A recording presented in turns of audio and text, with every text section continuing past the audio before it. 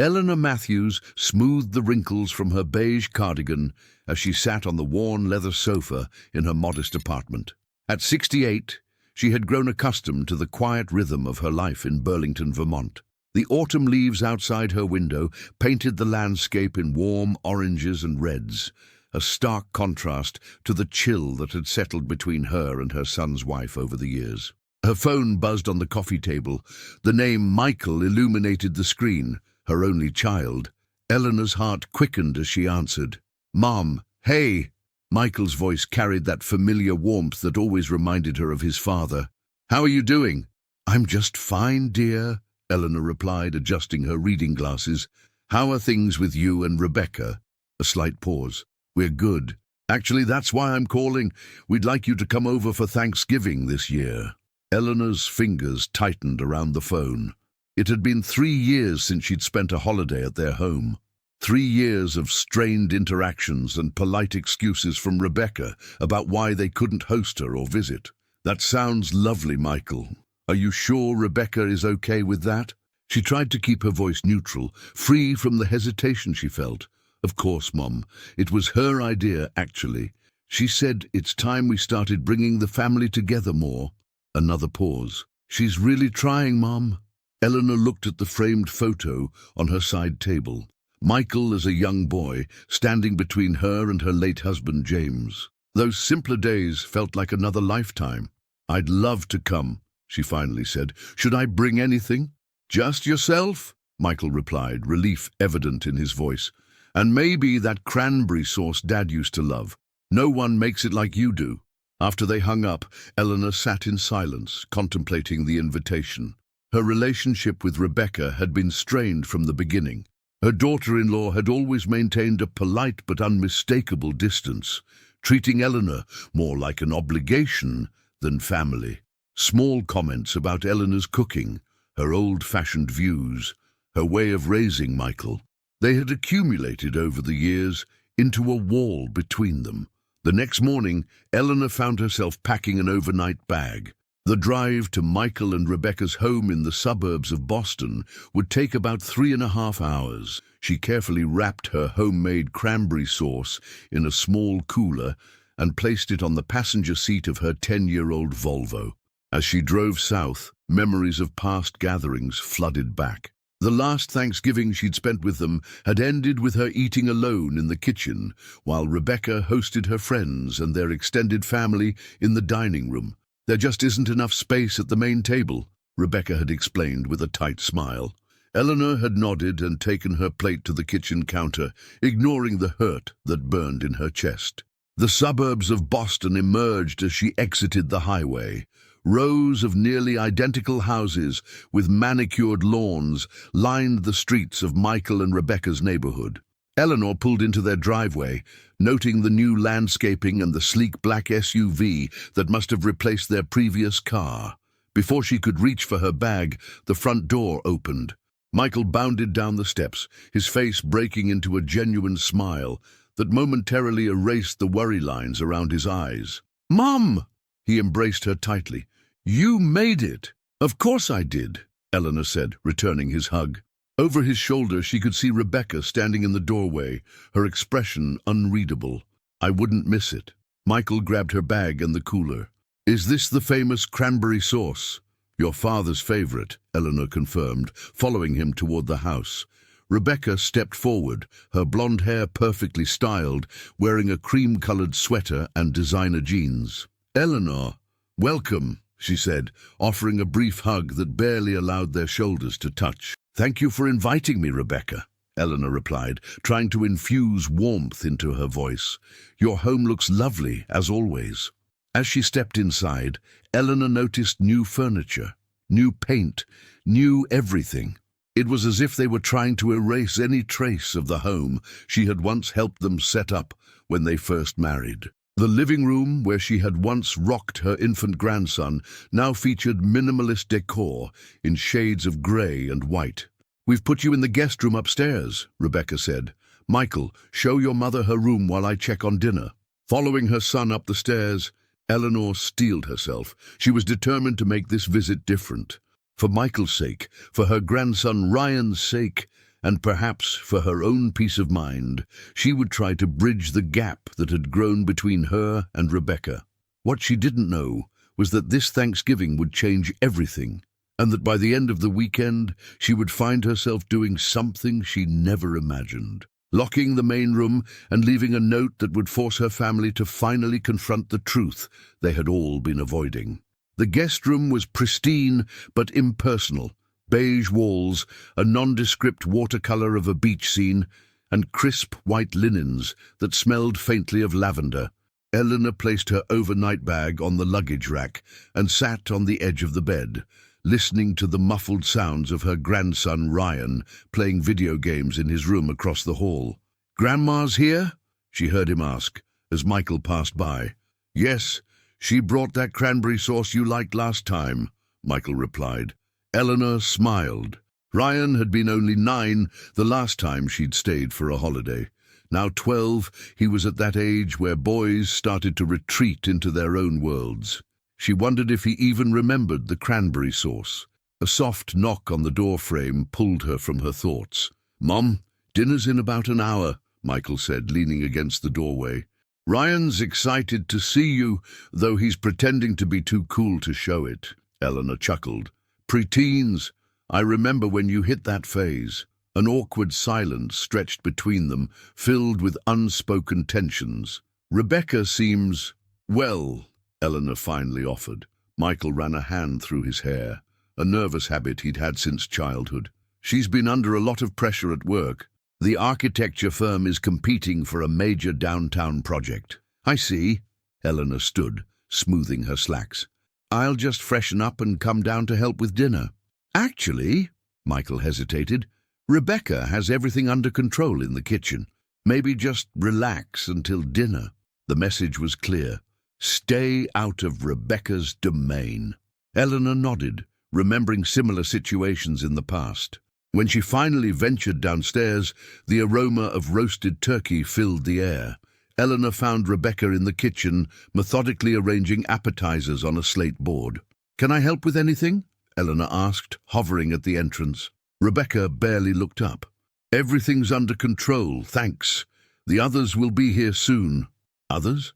Eleanor hadn't been told about additional guests. "Just my sister Diane and her husband," Rebecca replied, "and my college friend Megan, who's in town. Small gathering." Eleanor's stomach tightened. She remembered Diane, the sister who had once remarked within Eleanor's earshot that Michael could have done better than his humble upbringing. "I brought my cranberry sauce," Eleanor said, gesturing to the refrigerator where Michael had stored it. "It was James's favorite. We actually have cranberry sauce already prepared," Rebecca said, nodding toward an artisanal jar on the counter. "But we can put yours out too." Before Eleanor could respond, the doorbell rang. The house quickly filled with greetings and laughter as Rebecca's sister and brother-in-law arrived, followed shortly by her friend Megan, a sharp-featured woman with an authoritative presence. Ryan finally emerged from his room, giving Eleanor a quick side hug before becoming engrossed in conversation with his Aunt Diane about his latest soccer tournament. Eleanor watched from the periphery, feeling increasingly like an observer at a gathering where everyone else shared a familiarity she wasn't part of. "Dinner's ready," Rebecca announced. "Everyone to the dining room." The dining table had been extended to accommodate all 7 people, with elegant place settings and tall, tapered candles. Eleanor noticed name cards at each place and slowly circled the table looking for hers. It wasn't there. "Eleanor!" Rebecca called from the kitchen doorway. "I've set up a place for you in here. I thought you might be more comfortable away from all the noise." Eleanor turned to see a single place setting at the kitchen island, separated from the dining room by a half wall. Everyone else was already taking their seats at the main table. Michael appeared beside her, his expression apologetic. "Mum, I'm sorry.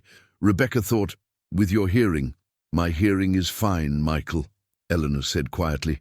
"It's just that, with everyone talking, it can get loud, and last time you mentioned—" "It's all right," Eleanor interrupted, not wanting to create a scene. "The kitchen is fine." She took her place at the island, while the others settled around the dining table. From her position she could see them, but was clearly separate. Rebecca served the turkey with flourish, and conversation flowed freely among the guests. Eleanor picked at her food, the isolation burning worse than any harsh words could have. Her homemade cranberry sauce remained in the refrigerator, forgotten. "So, Michael tells me you're still in that same apartment in Burlington," Diane said during a lull, turning slightly toward Eleanor. "Haven't you thought about one of those senior communities? My mother-in-law loves hers." "I'm quite happy where I am," Eleanor replied, forcing a smile. "I have my garden and my book club." "But it must be so lonely," Diane persisted. "And what if something happens? You're all alone up there." "I have friends," Eleanor said, "and neighbors who check in." "Mom's very independent," Michael interjected, shooting his aunt a look. Rebecca redirected the conversation to her sister's recent trip to Italy, and Eleanor faded into the background once more. She watched as they shared inside jokes and referenced events she knew nothing about. Even Ryan seemed to have a rapport with Rebecca's friend Megan that suggested regular interaction. How many gatherings had there been that she hadn't been invited to? How many family moments had she missed? After dinner, Rebecca's friend Megan helped clear the dishes, while the others moved to the living room for coffee. Eleanor stood to assist with cleanup, but Rebecca quickly intervened. "Don't worry about it, Eleanor. Why don't you join the others? We've got this." But when Eleanor entered the living room, the conversation again shifted awkwardly. She sat in an armchair, slightly removed from the main seating arrangement, clutching her coffee cup like a shield. "Grandma," Ryan said suddenly, sliding onto the arm of her chair, "did you bring any pictures of Dad when he was my age?" "Mom says I look just like him." Eleanor brightened. "I have some in my wallet, and albums at home." Nay, as she retrieved the worn photo of 12-year-old Michael from her wallet, she noticed Rebecca watching with an unreadable expression. "You should digitize those old photos before they deteriorate," Rebecca said. "We could help you set up a cloud account." "These photos have survived just fine for decades," Eleanor replied, a rare edge in her voice as she handed the picture to her grandson. Ryan studied it. "Dad had the same stupid haircut I have."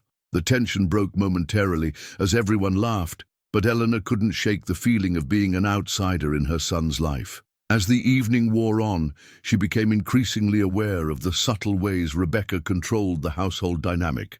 The conversations steered, the seating arranged, the family history reframed. Later, as Eleanor prepared for bed, she overheard voices from the master bedroom down the hall.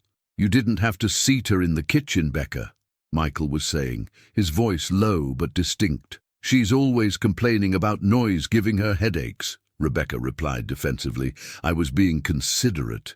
She's my mother, and this is our home. I went out of my way to make this nice for everyone." Eleanor quietly closed her door, leaning against it as tears threatened. In her hand, she clutched the small brass key she'd noticed on the guest room dresser, labeled "Study" in neat handwriting. The one room in the house she hadn't seen. Something shifted inside her. Years of accommodating Rebecca's subtle hostility, of watching her son caught in the middle, of being treated as an inconvenience rather than family, it all crystallized into a single clear thought. Tomorrow would be different. Tomorrow, Eleanor Matthews would finally take a stand. Morning light filtered through the guest room curtains as Eleanor awoke. She'd slept fitfully, the brass key still clutched in her hand. For a moment she lay still, listening to the household stirring to life, the distant sound of a shower running, cabinet doors opening and closing downstairs, the soft ping of a phone notification. Thanksgiving was over, but Eleanor was staying through the weekend, a decision that now filled her with both dread and determination. She dressed carefully in a blue sweater James had always complimented, then made her way downstairs. Rebecca was already in the kitchen, hair pulled back in a sleek ponytail, measuring coffee grounds with the precision of a laboratory scientist. "Good morning," Eleanor offered, hovering at the threshold. "Morning," Rebecca replied without looking up. "There's yogurt in the fridge if you want breakfast. Michael went for a run, and Ryan's still asleep. I can make some eggs for everyone," Eleanor suggested. It was always Michael's favorite weekend breakfast. Rebecca's movements paused momentarily. We don't really do big breakfasts anymore. Michael's watching his cholesterol and I don't eat eggs. Another door closed. Eleanor nodded and helped herself to yogurt, taking a seat at the kitchen island, apparently her designated spot in this household. I thought I might look around the neighborhood today, she said after a few minutes of silence. It's been so long since I've visited, and everything seems to have changed. Take an umbrella if you go. They're forecasting rain. Rebecca poured herself coffee and leaned against the counter, scrolling through her phone. I have some work to catch up on this morning. Big project deadline next week. Eleanor recognized the dismissal. The house looks lovely with all the renovations. Did you use the local designer you mentioned last time I visited? Rebecca glanced up, momentarily surprised by Eleanor's recollection. Yes, though we modified most of her suggestions. The study was the most recent. We converted the old playroom once Ryan outgrew it. I'd love to see it, Eleanor said, fingering the key in her pocket. It's nothing special, Rebecca replied. Just where we keep the files and computers now. The conversation stalled again, the weight of years of strained interactions hanging between them. Eleanor finished her yogurt and rinsed the bowl, placing it carefully in the dishwasher, exactly where she'd observed Rebecca putting dishes the night before. Michael returned from his run, bringing with him a gust of cold air and welcome energy. Morning, Mom. Sleep okay? Just fine, dear, Eleanor said, accepting his quick side hug. She noticed how he automatically moved to stand beside Rebecca, a united front. I was just telling Rebecca I might explore the neighborhood today. Great idea, Michael said, pouring himself water. Though we were thinking of taking Ryan to his basketball practice at 11, then maybe grabbing lunch after. You're welcome to join. Actually, Rebecca interjected, I told Megan we'd meet her for lunch to discuss the Miller project. It would be all shop talk, I'm afraid. Michael's face fell slightly. Right, I forgot about that. You and Ryan go ahead, Rebecca continued. Eleanor can join you for the practice and I'll meet clients on my own. It's fine, Eleanor said quickly. I'm happy to explore on my own. You all have your routines. Ryan appeared in the doorway, lanky and sleep-rumpled. Morning, he mumbled, making a beeline for the refrigerator. Dad, can we stop for breakfast sandwiches on the way to practice? I thought you weren't doing big breakfasts, Eleanor commented mildly. Rebecca's lips thinned. Weekend fast food is different from daily home-cooked heavy breakfasts. Dome! The subtle rebuke hung in the air. Eleanor excused herself to get her coat, the weight of being an intruder in her son's home pressing down on her. As she passed the closed door of what must be the study, curiosity and something more defiant propelled her forward. She glanced over her shoulder, then quietly slipped the brass key into the lock. It turned smoothly. The study was indeed nothing extraordinary. A sleek desk with dual monitors, built-in bookshelves, and a small seating area with a leather armchair. What caught Eleanor's attention were the photographs. Unlike the rest of the house, which featured carefully curated professional family portraits in matching frames, the study walls held candid snapshots. Michael as a child, building sandcastles with his father, Ryan's first steps, family holidays, and there, on the desk itself, was a silver frame Eleanor recognized. It had been a gift from her to Michael and Rebecca on their wedding day. Inside was a photo of the three of them, Michael, Rebecca, and Eleanor, arms linked at the reception. Eleanor felt her throat tighten. This room held the memories that had been erased from the rest of the house, tucked away like secrets, or perhaps like shame. She closed the door quietly, locking it again, and slipped the key back into her pocket. Something fundamental had shifted inside her. 3 hours later, Eleanor returned from her solitary walk to find the house empty. A note on the kitchen counter informed her that everyone had gone to Ryan's practice and would be out for lunch afterward. The silence of the house felt both oppressive and liberating. Eleanor made herself a cup of tea and settled at the kitchen island, her thoughts churning.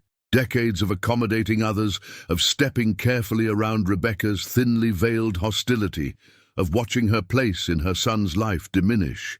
It all crystallized into a clarity she hadn't felt since James died. The front door opened, startling her from her thoughts. It was Rebecca, alone. "Oh, you're back," Rebecca said, setting her purse on the counter. "The meeting finished early, so I came home to prep for dinner. Michael took Ryan to the mall after practice." Eleanor nodded, watching as Rebecca moved efficiently around the kitchen, pulling ingredients from the refrigerator. "Can I help?" Rebecca hesitated, then shrugged. "If you want to chop those vegetables." They worked in silence for several minutes, the only sound the rhythmic thud of knives against cutting boards. "I saw the study today," Eleanor finally said. Rebecca's knife paused momentarily. "I noticed you keep our old family photos in there." Rebecca resumed chopping. "They didn't match the aesthetic in the rest of the house." "The aesthetic," Eleanor repeated softly. "I see." "It's nothing personal, Eleanor," Rebecca said, though her tone suggested otherwise. "We've just updated our style over the years." "Like updating your guest list?" Eleanor asked. "Or your seating arrangements?" Rebecca set down her knife. "Excuse me? I'm not blind, Rebecca, or senile. I know when I'm being deliberately isolated at my own family's Thanksgiving table. You always complain about noise." "What I complained about was being excluded," Eleanor interrupted, her voice steady despite the emotion building inside her.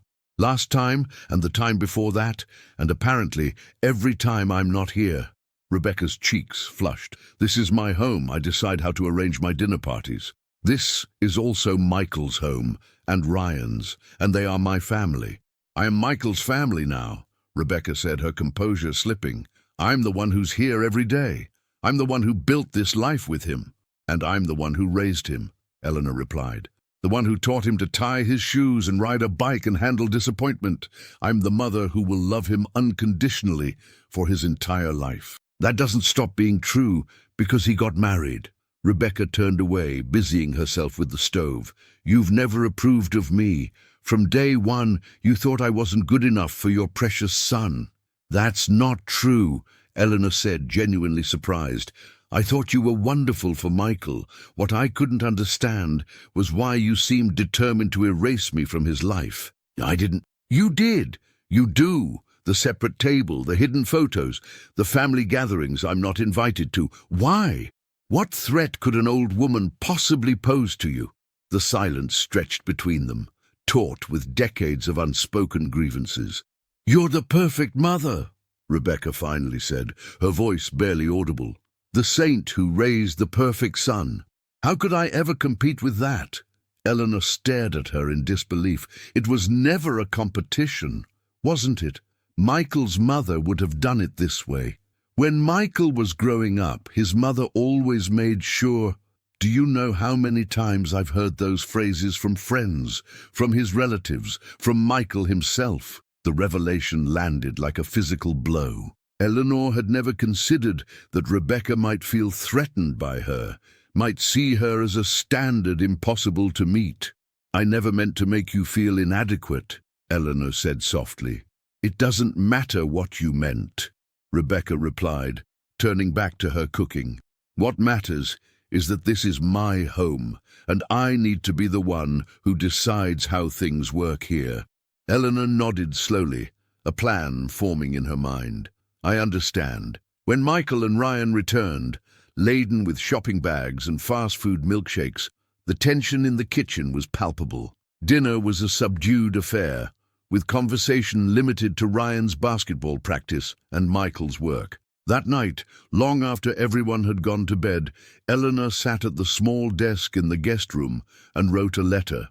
When she finished, she folded it carefully and placed it in an envelope. Then she removed the brass study key from her pocket and held it up to the light. By morning, everything would change. Everything.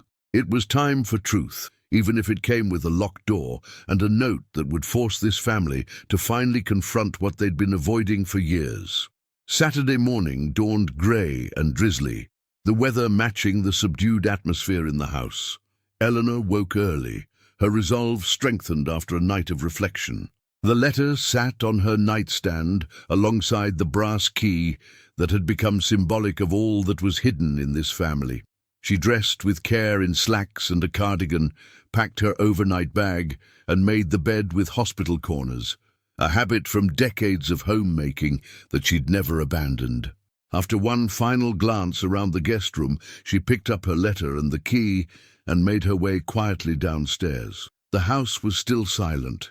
Eleanor had always been an early riser, a trait Michael had inherited, but that Rebecca, who preferred to sleep in on weekends, clearly hadn't. Eleanor used the solitude to her advantage, moving with purpose toward the study. The door opened smoothly under her hand. Inside, she surveyed the room that housed the memories deemed unfit for public display. Family photos, heirlooms, mementos from trips they'd taken together when Michael was young, all confined to this private space, accessible only to Rebecca and Michael, as if Eleanor's existence was something to be hidden away. Eleanor placed her letter prominently on the desk, propped against the silver wedding photo frame. Then she stepped out, closed the door, and turned the key in the lock with a decisive click. For a moment, she stood with her hand on the doorknob, the weight of what she was about to do settling over her. This wasn't about spite or revenge. It was about finally bringing to light what had been festering in darkness for too long. She slipped the key into her pocket and made her way to the kitchen to prepare coffee, her movements calm and deliberate. By the time she heard footsteps on the stairs, she had a pot brewed and was sitting at the island with a steaming mug. "Morning, Mum," Michael said, surprised to see her up and dressed so early. "You're ready for the day already?" "I am," Eleanor replied, watching as he poured himself coffee. "I've always been an early riser, like your father." "I remember," Michael said, a fond smile crossing his face. "Saturday mornings, Dad would take me fishing while you made those incredible blueberry pancakes for when we got back." "You hated fishing," Eleanor reminded him with a small laugh. "But I loved the time with Dad," Michael countered.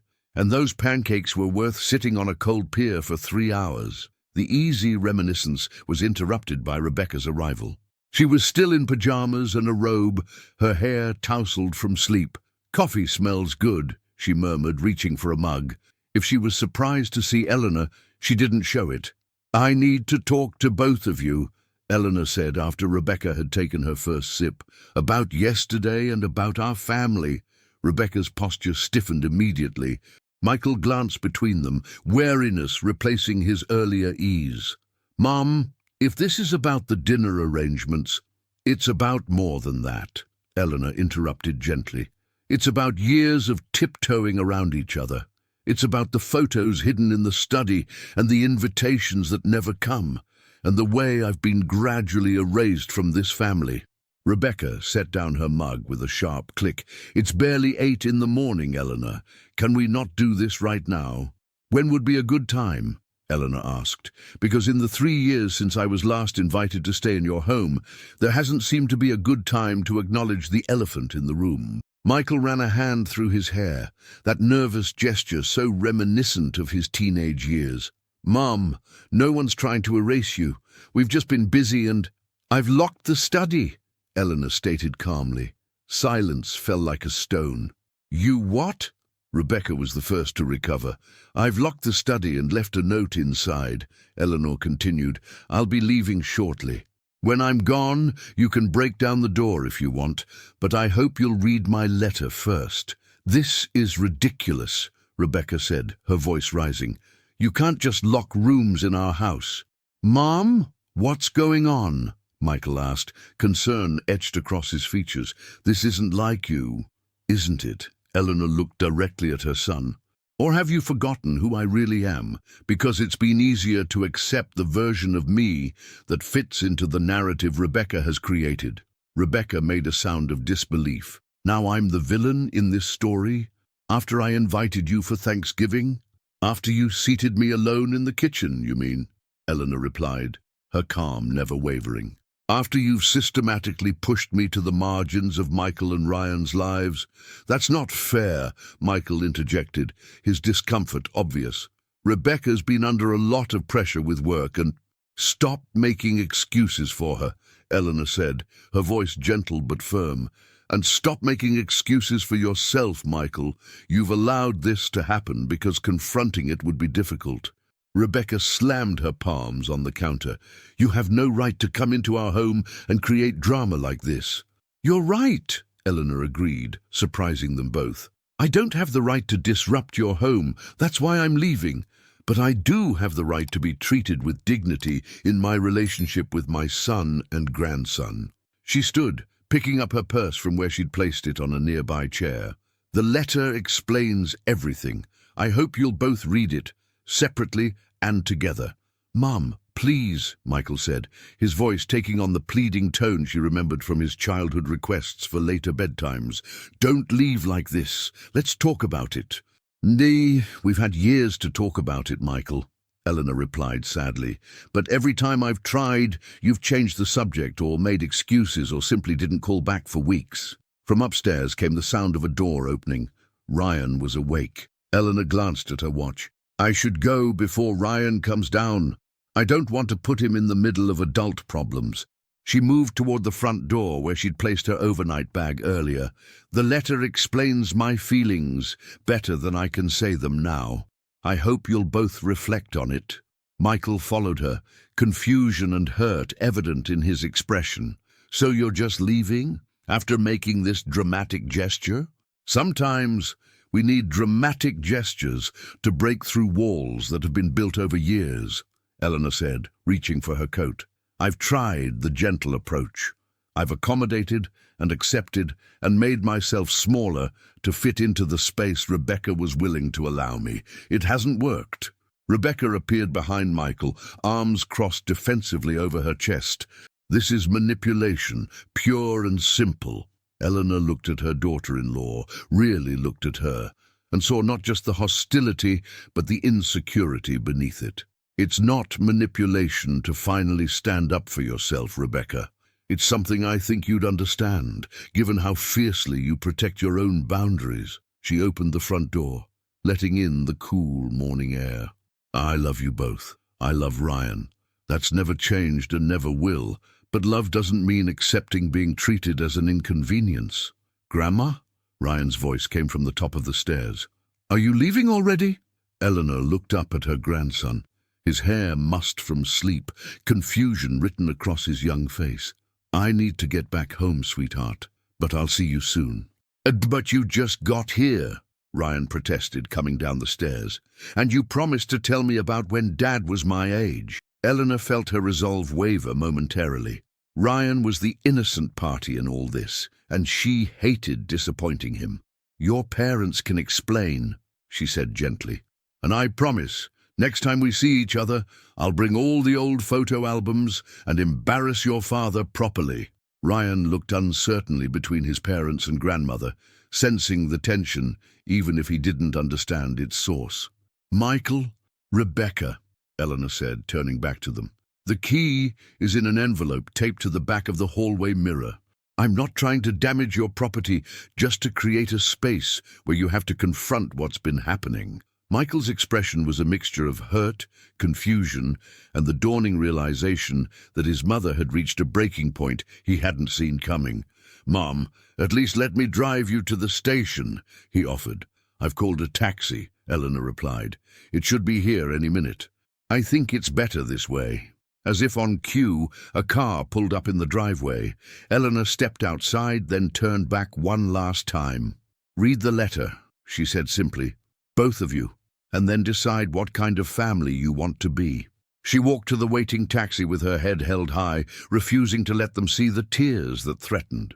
Only when the house had disappeared from view did she allow herself a moment of doubt. Had she done the right thing? Would her dramatic gesture heal the rifts in her family or deepen them beyond repair? The taxi driver glanced at her in the rearview mirror. You okay, Mom? Eleanor straightened her shoulders. Yes, she said with quiet conviction. For the first time in a very long time, I think I am. Back at the house, Michael, Rebecca, and Ryan stood in stunned silence in the hallway. The sound of the taxi faded, leaving behind a tension so thick it seemed to have physical weight. What just happened? Ryan asked, looking between his parents. Rebecca turned and walked away without answering, her footsteps sharp against the hardwood floor as she headed toward the study. Michael watched her go, then turned to his son. Grandma needed to go home, he said inadequately. It's complicated. Is she mad at us? Ryan persisted. Michael sighed, placing a hand on his son's shoulder. Not at you, buddy. Never at you. From the other side of the house came Rebecca's voice, tight with anger. Michael! The study door is actually locked. Michael closed his eyes briefly. Why don't you go play your game for a bit, Ryan? Mom and I need to talk about some grown-up stuff. As Ryan reluctantly headed back upstairs, Michael moved toward the sound of Rebecca's increasingly frustrated attempts to open the study door. He had no idea what his mother had written in her letter, but he had a sinking feeling it would force confrontations he'd been avoiding for years. In the taxi heading toward the train station, Eleanor Matthews watched the suburban landscape slide by, a sense of both liberation and apprehension filling her chest. For better or worse, she had set events in motion that could not be undone. Now all she could do was hope that her family would find the courage to face the truths she'd locked away. Michael found Rebecca standing outside the study door, jiggling the handle with increasing frustration. Her hair, still uncombed from sleep, fell across her face as she bent to examine the lock. She actually locked it, Rebecca said incredulously as Michael approached. Who does something like this?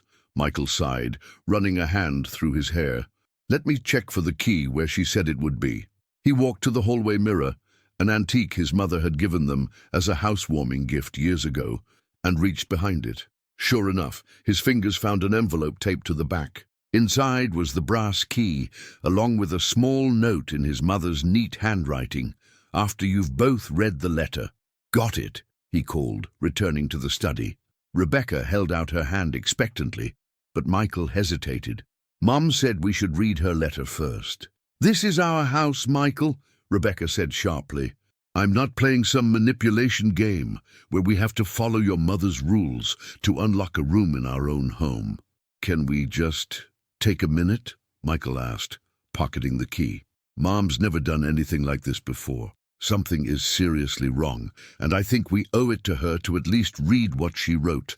Rebecca crossed her arms, her expression a mixture of anger and something less definable, perhaps fear. Fine. Open it, read the letter, and then we can put this whole ridiculous episode behind us. Michael inserted the key and turned it. The lock clicked and the door swung open. The study looked exactly as they'd left it, the dual monitors on the desk in sleep mode, books neatly arranged on shelves, the leather chair positioned precisely at the desk. The only difference was a cream-colored envelope propped against the silver wedding frame. Michael picked it up, noting his mother's handwriting, addressing it to both him and Rebecca. For a moment, he just stared at it, reluctant to open what felt like Pandora's box. Well? Rebecca prompted, hovering in the doorway, as if unwilling to fully enter the room.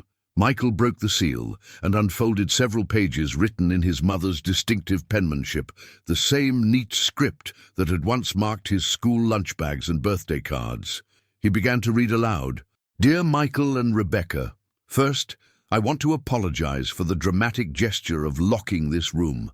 I realize it may seem extreme, but after years of trying to address the undercurrents in our family through polite conversation and accommodation, I felt something more definitive was needed to break through the walls we've built. I chose this room specifically because it symbolizes what has happened in our family. This study contains the photographs and memories of our shared history, items that have been deliberately removed from the public spaces of your home, tucked away like shameful secrets rather than celebrated as the foundation of who we are. Michael, when you were a boy, your father and I taught you that families are built on honesty. We encouraged you to express your feelings, even difficult ones, because unexpressed emotions fester and grow toxic over time. I've failed to follow that teaching in my relationship with both of you. Instead, I've swallowed hurt, accepted exclusion, and remained silent when I should have spoken up. Rebecca, from the moment Michael brought you home, I wanted nothing more than to welcome you into our family. I saw how happy you made my son, and that was enough for me to love you. But over the years I felt increasingly pushed aside, not just as Michael's mother, but as a person with feelings, history, and value. The separate table at Thanksgiving was not an isolated incident. It was the culmination of years of subtle exclusions. Family gatherings I learned about after the fact, conversations that stopped when I entered the room, photos removed from walls, traditions abandoned rather than shared. I understand that when you marry, you create your own family unit with its own customs and boundaries. I have tried to respect that. What I cannot accept is being treated as an inconvenient reminder of a past you'd rather forget, Michael, or as a threat to your position in the family. Rebecca. Michael paused, his voice faltering. He glanced at Rebecca, who had sunk into the leather chair, her face pale. He continued reading, "I suspect, Rebecca, that you may not even be fully aware of how your actions have affected me. Perhaps to you, seating me in the kitchen seemed like a practical solution to a crowded table. Perhaps removing old family photos was simply an aesthetic choice. Perhaps forgetting to invite me to Ryan's school performances was genuinely an oversight. But patterns reveal intentions that individual actions can disguise. And the pattern I've observed is one of systematic distancing, creating a family narrative that minimizes my role and presence. Michael, you have been caught in the middle, and for that, I am truly sorry. No child, even an adult one, should have to navigate divided loyalties between parent and spouse. You've tried to keep the peace by accommodating Rebecca's preferences while offering me reassurances that never quite translated into meaningful change. I understand why, but I cannot pretend anymore that it isn't deeply painful. I'm not writing this to assign blame. Relationships are complex, and I have no doubt contributed to our difficulties in ways I may not fully recognize. What I am asking for is acknowledgement of the reality we've been dancing around for years. We have a problem in our family that hasn't been addressed honestly. I've locked this room, this repository of memories deemed unfit for public display, because I want you both to sit with this truth without distraction, to look at the photographs on these walls and consider what it means that they've been hidden away, to reflect on what kind of family you want to be, not just for appearances, but in the quiet, honest moments when no one is watching. Here is what I want: to be treated with dignity and included as a valued member of this family, not as an obligation or an afterthought. To have a relationship with my grandson that doesn't require your mediation or permission at every turn. To speak openly about our shared history, the good and the difficult, without feeling that I'm violating some unspoken rule about what narratives are acceptable. Most importantly, I want us to be honest with each other. If there are grievances or resentments that have fueled this situation, let's bring them into the light where they can be addressed, rather than allowing them to poison our relationships from the shadows. I am going home now, not to punish you, but to give you space to decide how you want to proceed. I love you both, and I love Ryan more than words can express. That has never changed, and never will. But love without truth is a hollow performance, and I can no longer play my part in it. When you're ready to talk, really talk, I'll be waiting. With love and hope, Mom, Eleanor. The room fell silent as Michael lowered the pages. He looked at Rebecca, who sat perfectly still, her gaze fixed on the bookshelves where family photos were displayed. His childhood, their wedding, Ryan's baby pictures. Evidence of a shared history that existed nowhere else in their home. "She's overreacting," Rebecca finally said, but her voice lacked conviction.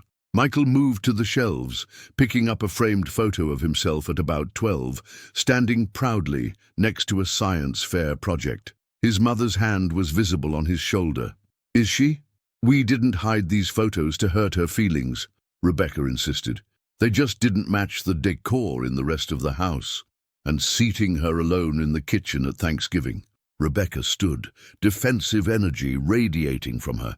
"You know how your mother gets headaches with too much noise. I was being considerate." "Were you?" Michael asked quietly. "Or were you making sure she knew exactly where she stood in our family hierarchy?" "That's not fair," Rebecca snapped. "I invited her, didn't I? After 3 years of you saying it was too complicated, I was the one who suggested having her for Thanksgiving." Michael stared at her. What do you mean? I said it was too complicated. You were the one who always had reasons why the timing wasn't right. Rebecca laughed humorlessly. Revisionist history, Michael. Every time I suggested inviting your mother for a holiday, you had some excuse about work stress, or her health, or how visits with her always leave you drained. That's not, Michael began, then stopped. Had he said those things? He searched his memory and found uncomfortable fragments of truth in Rebecca's accusation. Maybe I did make excuses sometimes, he conceded. But that doesn't explain why Mom felt so unwelcome when she was here. I can't be held responsible for her feelings, Rebecca said, though her tone had softened slightly. I'm not perfect, but I've tried. Have you? Michael challenged gently. Really tried? Because from where I'm standing, it looks like we've both been avoiding the hard work of building a genuine relationship with her. Rebecca turned away, her gaze falling on a photo of herself and Michael on their wedding day, his mother standing beside them, beaming with pride. It's not easy being measured against St. Eleanor all the time. What are you talking about? Your mother, Rebecca said, a hint of bitterness creeping into her voice. The perfect homemaker who raised the perfect son. The woman who could run a household, bake bread from scratch, maintain a garden and still have time to volunteer at school. How could I possibly compete with that? Understanding dawned on Michael's face. You've felt threatened by her all this time? Not threatened, Rebecca protested, but her expression told a different story. Just inadequate. Do you know what it's like to constantly hear about how your mother would have handled things? How she would have managed Ryan's schedule better, or kept the house more organized, or prepared healthier meals? Who said those things to you? Michael asked, genuinely confused. Everyone. Your aunts, your friends from childhood, even you sometimes, making those little comparisons without even realizing it. Rebecca sank back into the chair. I'm not your mother, Michael. I never will be. I never wanted you to be, Michael said, kneeling in front of her chair. I married you because you're you, brilliant, ambitious, independent, everything I admire. But not the kind of mother yours was, Rebecca said softly. Not the kind of wife your father had. Michael took her hands in his. Is that what this has been about? You thinking you needed to erase Mom from our lives because you felt you couldn't measure up to some ideal? Rebecca's eyes filled with tears. I didn't consciously try to push her away. I just needed space to be us, without her shadow looming over everything. Oh, Becca, Michael sighed. Why didn't you tell me you felt this way? Because it sounds petty and insecure, she admitted, and because I was afraid you'd take her side. From the doorway came a small voice. Dad, Mom, is Grandma really not coming back? They turned to see Ryan standing there, worry etched across his young face. Michael gestured for him to come in, and their son approached cautiously, eyeing the letter still in his father's hand. Grandma went home, Michael explained gently. She was upset about some things that have been happening in our family, because Mom made her eat in the kitchen. Ryan asked, surprising both of them with his perception. Rebecca flinched slightly. It's more complicated than that, honey. I heard you guys fighting about it yesterday, Ryan admitted, and I saw Grandma sitting all alone while everyone else was at the big table. It seemed mean. Out of the mouths of babes, Michael thought. He looked at Rebecca, seeing the shame that flashed across her face at their son's simple assessment. You're right, Rebecca said after a moment, reaching out to smooth Ryan's hair. It was mean. I didn't think about how it would make Grandma feel. Ryan considered this. So is she mad at us now? Is that why she locked the door? Michael exchanged a glance with Rebecca. She's not mad exactly. She's hurt, and she wanted us to think about how we've been treating her. Can we call her? Ryan asked. I want to tell her I'm sorry she had to eat alone. Something in Rebecca's expression shifted at their son's innocent compassion. She looked around the study at the photos that documented their family history, a history in which Eleanor had played a vital role, a history she had tried to minimize rather than embrace. Yes, she said finally, we should call her. But first, I think your dad and I need to talk some more. Can you give us a little time? Ryan nodded reluctantly and left the room. When he was gone, Rebecca turned to Michael, her expression more vulnerable than he'd seen in years. "I've been unfair to your mother," she admitted, "and maybe to you too, by putting you in the middle of something you didn't even know was happening." Michael sat in the chair opposite her, his mother's letter still in his hand. "We both have things to answer for. I should have seen what was happening and addressed it directly instead of trying to keep everyone happy by avoiding conflict." "What do we do now?" Rebecca asked quietly. Michael looked at the wedding photo of the three of them, himself, Rebecca, and his mother, all smiling with genuine happiness on what should have been just the beginning of their life as an extended family. "We start by being honest," he said, "with Mom, with each other, and with ourselves, and then we try to build something better." Outside, the drizzle had stopped, and weak sunlight was beginning to break through the clouds. A fitting metaphor, Michael thought, for the conversation they'd just had. The road ahead wouldn't be easy, but at least now they were acknowledging the path existed. In Burlington, Eleanor Matthews stood at her apartment window, watching similar weather patterns unfold over Lake Champlain. She had no way of knowing if her letter had been read yet, or what impact it might have. All she knew was that after years of silent accommodation, she had finally spoken her truth. Whatever came next, she would face it with the same quiet dignity that had carried her through life's previous challenges. Her phone sat on the coffee table, silent for now. She wondered how long it would remain so. The train ride back to Burlington had given Eleanor time to second-guess herself. Had she been too dramatic, too confrontational? The countryside of New England had blurred past her window as doubt crept in, but by the time she arrived at her apartment, a strange calm had settled over her. For the first time in years, she had spoken her truth without filtering it through layers of accommodation and politeness. Now, 3 days later, she moved through her morning routine with deliberate focus, watering her houseplants, preparing her tea, checking the mail that had accumulated during her brief absence. The phone had remained stubbornly silent, save for a few calls from her book club friends wondering how her Thanksgiving visit had gone. It was clarifying, she'd told them, unwilling to elaborate further. Eleanor was arranging fresh flowers in a vase, yellow daisies that reminded her of Michael's childhood drawings, when the doorbell rang. She wasn't expecting anyone. Setting aside the flowers, she smoothed her cardigan and made her way to the door. Through the peephole, she saw 3 figures standing in the hallway. Her heart leaped to her throat. Michael, Rebecca, and Ryan stood awkwardly outside her apartment, looking tired and uncertain. Michael held a large gift bag. Ryan clutched what appeared to be a handmade card. Rebecca's arms were empty, but her expression was more open than Eleanor had seen it in years. Eleanor took a steadying breath and opened the door. "Hello," she said simply, her voice betraying none of the emotion churning inside her. "Mom," Michael stepped forward. "Can we come in?" Eleanor moved aside, gesturing them into her modest living room with its view of Lake Champlain and shelves lined with books and family photographs. No hiding away of memories here. Ryan immediately approached her, thrusting the homemade card into her hands. "I made this for you, Grandma. I'm sorry you had to eat in the kitchen." Eleanor accepted the card, touched by his directness. "Thank you, sweetheart."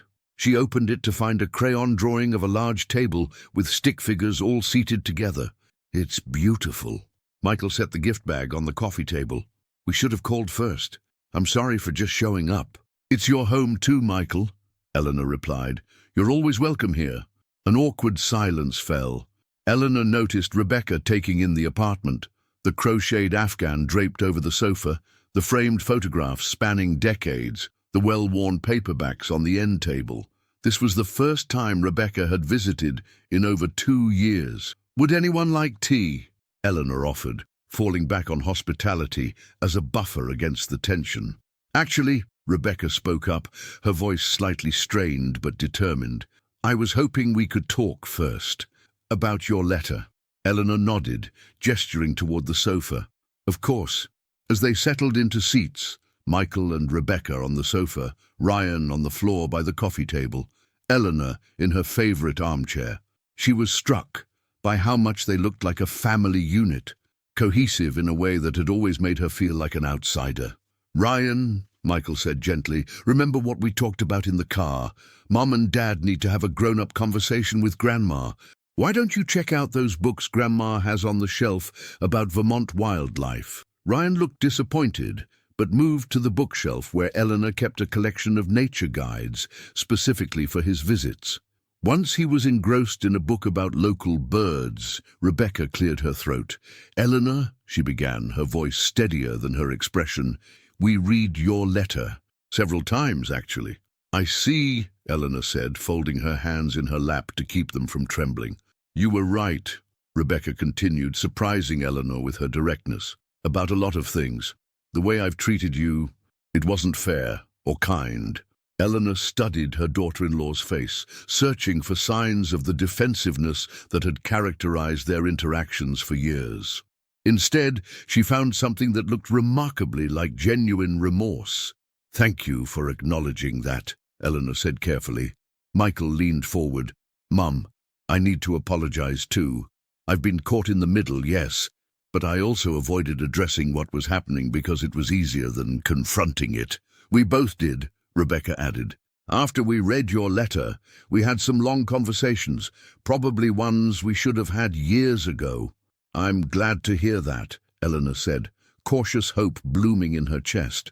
Rebecca glanced at Michael, who nodded encouragingly. She took a deep breath. "I've felt intimidated by you, Eleanor, for a long time.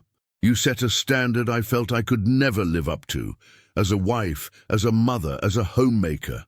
Eleanor's eyebrows rose in genuine surprise.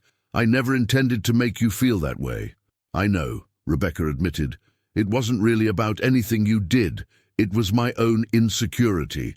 I felt like I was constantly being compared to you, especially by Michael's family and friends who would reminisce about how you did things.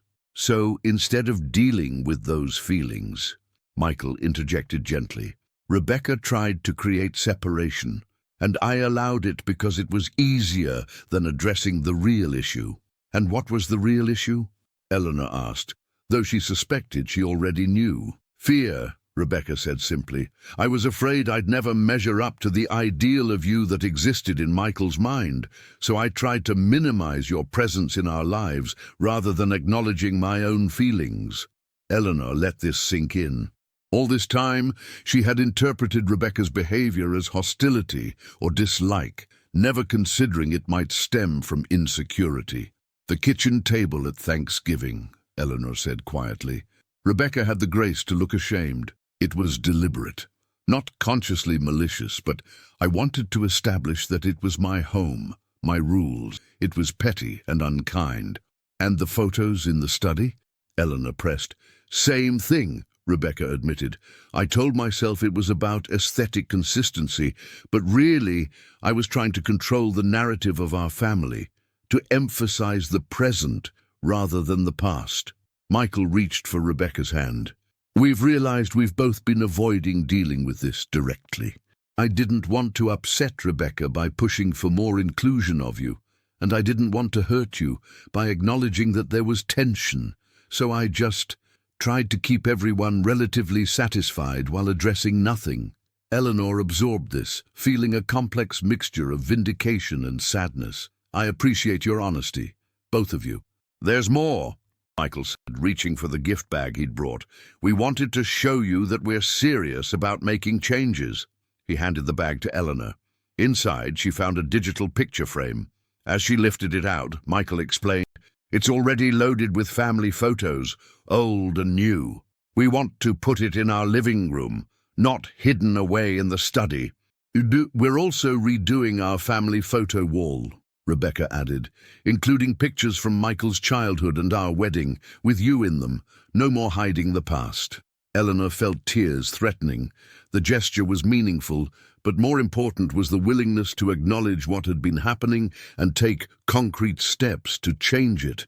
"But the biggest thing," Michael continued, "is that we want to establish regular family dinners, once a month at minimum, either at our house or here, and proper inclusion in holidays, at the main table," he added with a pointed look at Rebecca, who nodded in agreement. "And Ryan wants you to come to his basketball games," Rebecca said.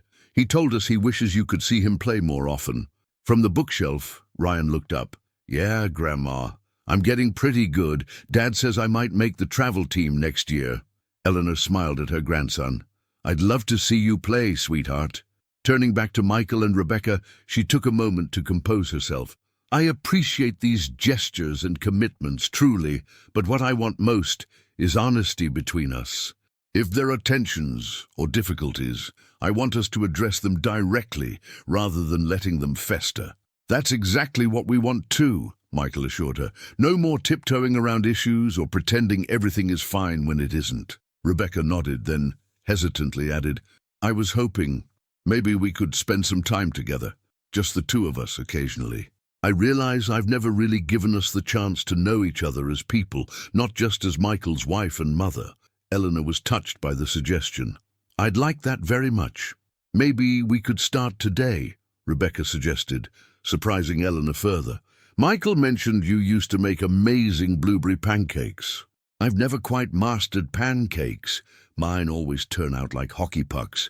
Maybe you could show me your technique." The olive branch was so unexpected that Eleanor momentarily struggled for words. "I'd be happy to," she finally managed. Ryan perked up from his spot by the bookshelf. "Pancakes, can I help too?" "Of course," Eleanor said, her voice warm. "It can be a family project." As they moved to the kitchen, Eleanor found herself marveling at the unexpected turn of events. The dramatic gesture of locking the study and leaving a note had been a risk, one that could have backfired spectacularly. Instead, it had cracked open a door to honest communication that had been sealed shut for years. In the kitchen, she showed Rebecca and Ryan how to sift the flour just so, how to fold in the blueberries without crushing them, how to tell when the griddle was the perfect temperature. Michael leaned against the doorframe, watching them with a mixture of relief and contentment that Eleanor hadn't seen on his face in years. "The secret," Eleanor explained as she demonstrated the perfect pancake flip, "is patience. Wait until you see the bubbles forming across the surface before you try to turn it." "Patience," Rebecca repeated, catching Eleanor's eye with a small smile. "Something I'm working on." As they sat down to enjoy their pancakes together, all at the same table, Eleanor felt the tight knot that had resided in her chest for years begin to unravel. There would be challenges ahead, old habits to unlearn, new boundaries to establish. But for the first time in a very long time, she felt like a valued member of her family rather than an inconvenient reminder of the past. Later, as they prepared to leave, Michael hung back while Rebecca helped Ryan put on his coat. "Mom," he said quietly, "I want you to know how sorry I am that it took something so dramatic for me to see what was happening. I should have been more aware, more proactive in making sure you felt included and respected." Eleanor patted his cheek gently. "We all played our parts in this situation, Michael. What matters is that we're addressing it now." "Are we okay?" he asked, suddenly looking very much like the uncertain little boy he'd once been. "We're on our way to being okay," Eleanor replied honestly. "These things take time, but I have hope now that I didn't have before." Rebecca approached, overhearing the last part of their conversation. "I do too," she said, "and I want to thank you, Eleanor." "For what?" "For having the courage to do something drastic when gentle approaches weren't working, for not giving up on us as a family."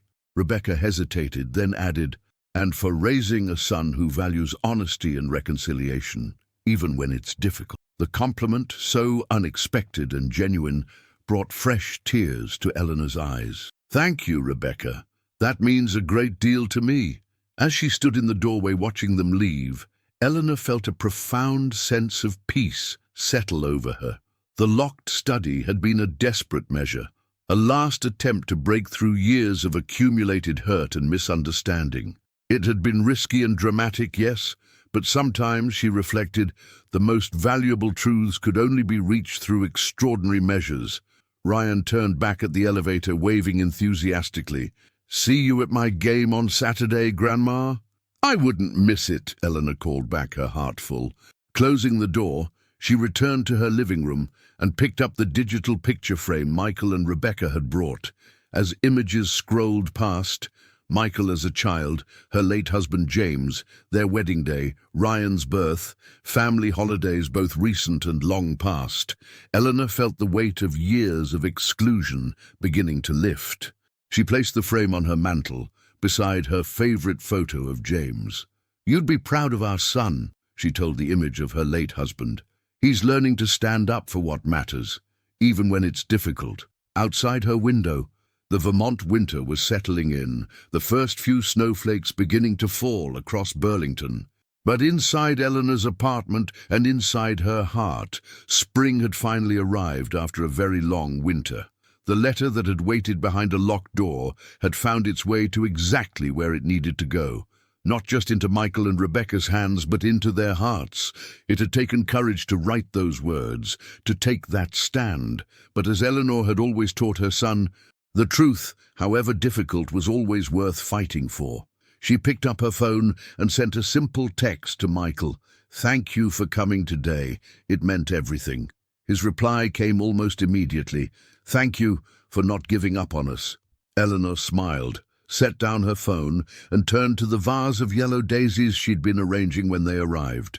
She finished the arrangement with renewed purpose, each flower representing a hope for their family's future. Not perfect, perhaps, but honest and real, and together. And that, she decided, was more than enough.